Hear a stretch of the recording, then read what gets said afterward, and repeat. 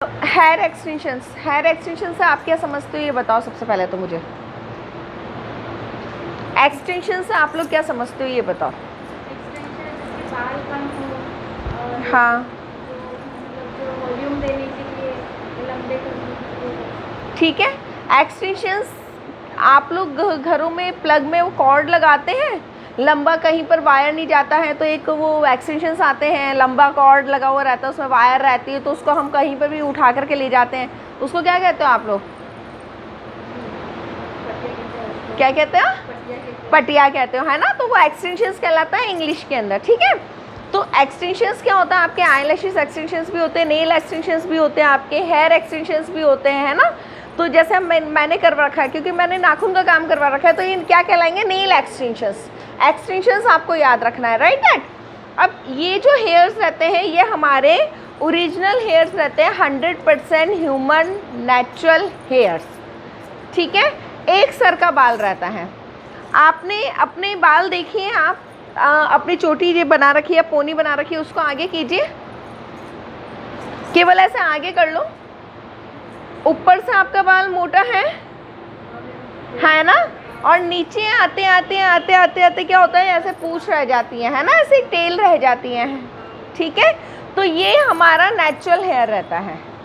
Natural hair जब तक हम इसको ट्रिम नहीं करवाते, एक लेवल में नहीं लेकर आते, तब तक नीचे आकर के टेल बन जाता है।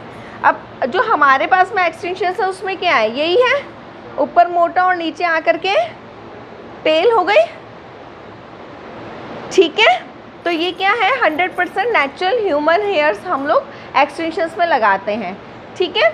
ये आपको अवेलेबल होते हैं, मैं बाद में आपको बताऊंगी कहाँ से अपन इसका लिंक लाते हैं, क्या है। सबसे पहले अपन इसकी एक थ्योरी समझ लेते हैं बेसिक। जब भी हम एक्सटेंशंस बनाते हैं, ठीक है, तो हमारे जो एक्सटेंशंस रहते हैं वो इस टाइप से रहते हैं। मैंने कल बताया था नेम, इनको क्या कहते हैं? हाँ, भूल गई क्या होता है?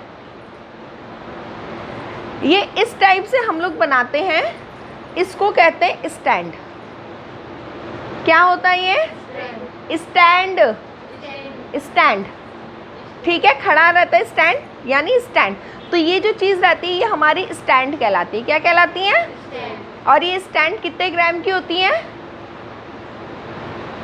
1 ग्राम, ठीक है। तो ये स्टैंड्स कहलाते हैं। तो यही स्टैंड ही आपके हेयर्स में लगते हैं, ठीक है। ये देखो, अब इसका मतलब ये नहीं कि सब कुछ गिन गिन के करते रहोगे, इसके अंदर क्या रहता है कि आप अंदाजन भी आप अपना काम कर सकते हो, है ना। तो ये स्टैंड्स वगैरह सारी चीज़ें मैं आपको बनाना सिखाऊंगी, ठीक है।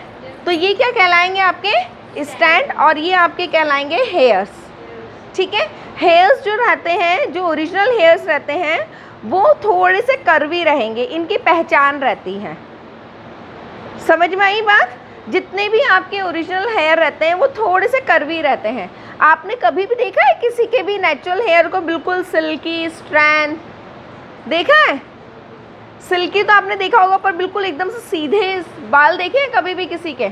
जितने भी नेचुरल हेयर है उनमें एक हल्का सा वेव आता है, ठीक है। और जब हम इसको जला करके देखते हैं तो जो आर्टिफिशियल हेयर आता है या प्लास्टिक हेयर रहता है या जिसके अंदर कुछ कोटिंग करी रहती है, वो जो हेयर्स रहता है जब वो बर्न होता है तो वो एकदम से जलेगा, चिंगारियाँ छोड़ने लग जाता है ना। और जो नेचुरल हेयर है, नेचुरल हेयर आपका है ना, एक स्मेल आएगी उसमें से, प्लास्टिक स्मेल नहीं रहेगी, वो जैसे अपना बर्न होता है उस टाइप की स्मेल रहती है। समझ में आया? तो ये जो हेयर्स रहते हैं ये अकॉर्डिंग टू लेंथ आपको मिलते हैं। कैसे मिलते हैं? According to length. आपको कितनी लेंथ चाहिए? 24 इंच से लेकर के 32, 42, मतलब जो भी लेंथ रहता है, जो भी लेंथ आपके क्लाइंट को लगाना है, ये उसके अकॉर्डिंग मिलता है। और जो इसका रेट रहता है लगाने का, वो भी अकॉर्डिंग टू लेंथ आपका बढ़ता जाएगा, ठीक है। परमानेंट, ये हमेशा के लिए रहता है, हमेशा के लिए रहता है। बस इसके अंदर रिफिलिंग करवानी पड़ती है, हर 2.5 से 3 महीने में आपको रिफिलिंग करनी पड़ती है। रिफिलिंग के बिना इनमें काम नहीं चलता है, ठीक है। हम नेल पेंट्स लगाते हैं, हम फेशियल्स करवाते हैं, मैनिक्योर, पेडिक्योर कुछ भी हम करवाते हैं तो हम क्या करते हैं, मंथ में एक बार लेते ही लेते हैं। नेल पेंट्स हमने लगाई, नेल पेंट्स उतर जाती है, फिर हम वापस से रिमूव करके फिर लगा लेते हैं, है ना। तो ऐसे ही इसके अंदर भी है, केयरिंग रहती है, रिफिलिंग करवानी पड़ती है। इससे जो आपका नेचुरल हेयर रहता है उसके ऊपर कोई साइड इफ़ेक्ट नहीं आता है। अगर कोई क्लाइंट को शंका हो कि कोई क्लाइंट आपसे क्वारीज कर रही है कि मैम एक्सटेंशंस हम करवा लें पर हमारे नेचुरल हेयर पे कोई प्रॉब्लमेटिक होता है, तो नहीं होता है, क्योंकि ये आपके स्कैल्प से नहीं ऐड होता है ना, ये आपके स्कैल्प पे नहीं लग रहा है, ये आपके स्टैंड बना करके हम इसको अटैच करते हैं। तो आपका जो नेचुरल हेयर है वो natural hair as it is ही रहता है। हम उसके ऊपर कोई केमिकल नहीं करते हैं, जैसे हम केमिकल भी करेंगे तो हम 1 इंच इतना छोड़ देते हैं, है ना। हम बिल्कुल स्कैल्प पे जाकर के हम केमिकल नहीं करते हैं, है ना।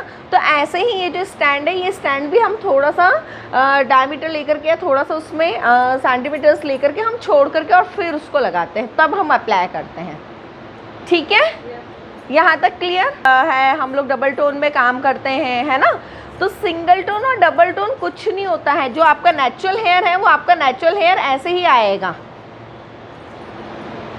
आप अपने बालों को, मैंने बताया, आपके खुद के बाल आपने देखे नीचे से पतले आए, तो ऐसे ही ये हेयर है। तो ये डबल टोन सिंगल टोन नहीं होता, नेचुरल हेयर यही आएगा। डबल टोन जो बोल रहे हैं या सिंगल टोन जो बोल रहे हैं वो क्या करते हैं, जो इसका पूछ रहा, ठीक है, क्योंकि ये तो बढ़ने से रहा भाई, ये तो आपके स्कैल्प पे नहीं लगा हुआ, तो ये हेयर तो बढ़ने से रहा, ये तो बढ़ेगा नहीं, इसका तो जो लेंथ है वो लेंथ रहेगा। तो क्या होता है, नीचे से कट कर देते हैं, नीचे से कट हो गया, इक्वल आपने पूंछ निकाल दी, तो ये यहाँ से भी मोटा हो गया, यहाँ से भी मोटा, मतलब सेम इसका चल रहा है सारा। तो फिर क्या कह देते हैं कि भाई डबल टोन हम लगा रहे हैं, सिंगल टोन हम लगा रहे हैं, जबकि ऐसा नहीं होता है। आपका जो नेचुरल हेयर